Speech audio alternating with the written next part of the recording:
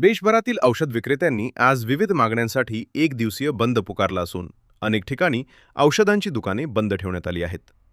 Online आणि बेकायदेशीर औषध विक्री विरोधात all India organisation of chemist and druggist संघटनेने हा देशव्यापी संप आयोजित केला आहे.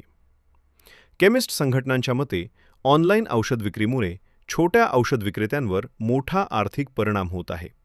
तसेच बेकायदेशीर पद्धतीने औषधांची विक्री होत असल्यामुळे ग्राहकांच्या आरोग्यालाही धोका निर्माण होत असल्याचा आरोप संघटनांकडून करण्यात येत आहे.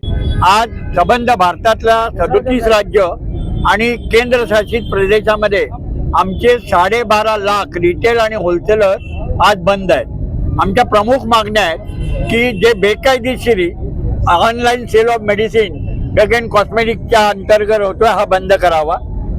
करोनामध्ये 220 GSR जे आले त्याचा फायदा घेऊन स्विगी, झोमॅटो आणि ब्लिंकिट या आमच्या तरुण मंडळींना जे काही नशेची औषधं, स्पुरियस औषधं, नकली औषधं आणि जी शरीराला डॅमेज करणारी गर्भपाताची औषधं मुलींना मिळतात, याच्या विरुद्ध जनतेला सावध करण्यासाठी आणि स्पुरियस सबस्टँडर्डचा वापर न व्हावा जनतेकडनं, यासाठी आमच्या प्रमुख मागण्या आहेत की ऑनलाईन सेल ऑफ मेडिसिन बंद करा, 220 GSR जे आणले ते रद्द करा आणि डीप डिस्काउंट रद्द करा, किंवा ज्या ड्रग प्राईस कंट्रोल ऑर्डरने आमचा धंदा होतोय ज्यामध्ये आमच्या रिटेलरला 18% आणि 20% मार्जिन मिळतो, एक तर हे मार्जिन वाढवून द्या किंवा DPCO रद्द करा.